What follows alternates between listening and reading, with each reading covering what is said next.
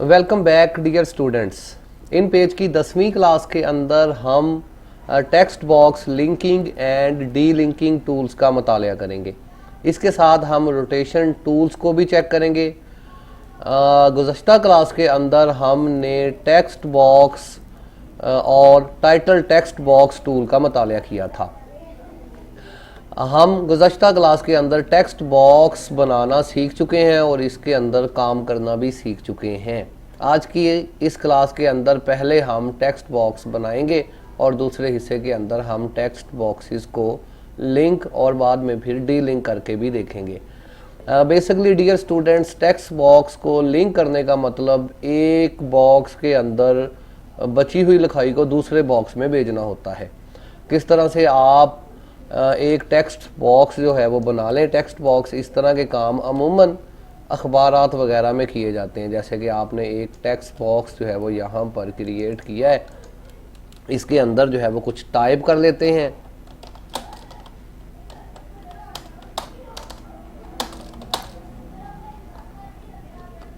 इसकी थोड़ी सी जो है वो हम आपको दिखाने के लिए इसकी राइटिंग बड़ी करते हैं, फिर इसको हम कॉपी करके बार बार पेस्ट करके एक राइटिंग बना लेते हैं। जैसे ही यहाँ पर मैंने इसके अंदर कुछ मज़ीद राइटिंग टाइप की है तो यहाँ पर बॉक्स बड़ा होने की बजाय इसने रेड कलर की लाइन एक अपीयर कर दी है यहाँ पर। इसके बारे में हम पिछली क्लासों में पढ़ चुके हैं।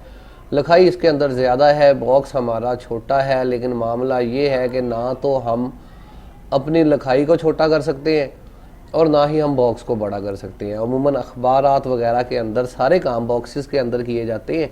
उस दौरान ना तो आप लिखाई का फ़ॉन्ट बड़ा छोटा कर सकते हैं, ना ही फ़ॉन्ट बॉक्स आपको इतनी जगह देता है कि आप उसमें ज़्यादा लिखाई लिख सकें। तो ऐसी सूरत हाल में क्या किया जाता है जी, बॉक्स के पढ़ते पढ़ते आप एक ख़बर को पढ़ रहे हैं, जैसे ही आप नीचे आखिर में देखते हैं तो ख़बर अभी चल रही है लेकिन लिखा हुआ होता है कि बकाया सफ़ा नंबर 4 पर, बकाया सफ़ा नंबर 8 पर, बकाया सफ़ा नंबर 5 पर। तो उस बॉक्स की बकाया बची हुई तहरीर को किसी और सफ़े के ऊपर भेज दिया जाता है, किसी और बॉक्स के अंदर भेज दिया जाता है। तो बिल्कुल यही काम किस तरह से हम करते हैं। इसके अंदर भी लिखाई चूँकि बची हुई है तो हम क्या करते हैं जी, हम एक और बॉक्स इसी तरह का बना लेते हैं। यहाँ पर मैंने एक और बॉक्स क्रिएट कर लिया है। अब हम यहाँ पर अलग से लिखाई नहीं लिखेंगे, बल्कि हम चाहेंगे कि पहले बॉक्स की लिखाई जो है वो बची हुई लिखाई, बकिया माइंदा लिखाई जो है वो यहाँ पर आ जाए। तो इसी सूरत हाल में आप क्या करेंगे, हमारे पास link text box linking tool होता है, इसके ऊपर आप क्लिक करें। जैसे ही आप टेक्स्ट बॉक्स लिंकिंग टूल के ऊपर क्लिक करते हैं तो आपको दोनों बॉक्सेस के किनारों पर जो है वो नुकरों पर आपको दो डिब्बे जो है वो बन जाते हैं। पहले बॉक्स पर ग्रीन रंग के आपको डिब्बे बनते हुए नज़र आते हैं क्रॉस के, इसी तरह दूसरे बॉक्स में फिरोज़ी कलर के जो है वो कुछ दो डिब्बे जो है वो आपके पास बन गए हैं। आपने जस्ट करना क्या है, आपने एक क्लिक पहले बॉक्स पर करना होता है और उसके बाद दूसरा क्लिक आपने दूसरे बॉक्स पर करना होता है। यहाँ पर बाकायदा जो है वो एरो के साइन से इन्होंने बता भी दिया है कि इस बॉक्स की बची हुई लिखाई आप अब यहाँ पर भेज चुके हैं। ये निशान जैसे ही आप पेज पर क्लिक करेंगे, काम करेंगे एरो टूल के अंदर आके वापस, तो ये सारे साइन जो है वो ख़त्म हो जाएंगे। दिखने में बिल्कुल पता नहीं चलेगा कि आपने बॉक्सेस को लिंक किया हुआ है। लेकिन अगर आप अपने इस बॉक्स के अंदर कोई काम करेंगे, मज़ीद कोई लिखाई टाइप करेंगे, तो ऐसी सूरत हाल में आपके दूसरे बॉक्स में ऑटोमेटिकली वो लिखाई पहुंचना शुरू हो जाएगी। तो इसको कहते हैं जी टेक्स्ट बॉक्सेस को लिंक करना। आप इन्हें ये जो जगह बचाई है यहाँ पर तस्वीर लगा सकते हैं, कोई और काम कर सकते हैं, या फिर अमूमन प्रोफेशनल वर्किंग में ही इसका इस्तेमाल होता है। दोनों टेक्स्ट बॉक्सेस को उठा के कहीं पर भी मूव किया जा सकता है। इसके बाद दूसरा डियर स्टूडेंट्स, यहाँ पर हमने टेक्स्ट बॉक्स लिंकिंग टूल को चेक किया है। अब हम text box D linking tool को देख लेते हैं। Text box D linking tool ज़ाहिर है जिस तरह से लिंकिंग टूल लिंक बना रहा है, डी लिंकिंग टूल इसी लिंक को ख़त्म कर रहा है। अगर आप दो टेक्स्ट बॉक्सेस के दरमियान लिंक बना चुके हैं और अब अगर आप इसे जो है वो ख़त्म करना चाहते हैं, तब्दील करना चाहते हैं, तो ऐसी सूरत हाल में आप नीचे वाले बटन पर क्लिक करेंगे। इसी तरह से एक क्लिक आप पहले बॉक्स में, दूसरा क्लिक दूसरे बॉक्स में। अब आपका बना हुआ लिंक यहाँ से ख़त्म हो चुका है। आप वापस जाके इस बॉक्स को जो है वो किसी भी तरह से डील कर सकते हैं। इसको आप ख़त्म कर देते हैं और इसको बड़ा करके आप सारी लिखाई जो है वो एक ही बॉक्स में अपीयर कर लेते हैं। ये हमारा टेक्स्ट बॉक्स लिंकिंग और डी लिंकिंग टूल है। उम्मीद है आपको अच्छे तरीके से इसकी समझ आई होगी।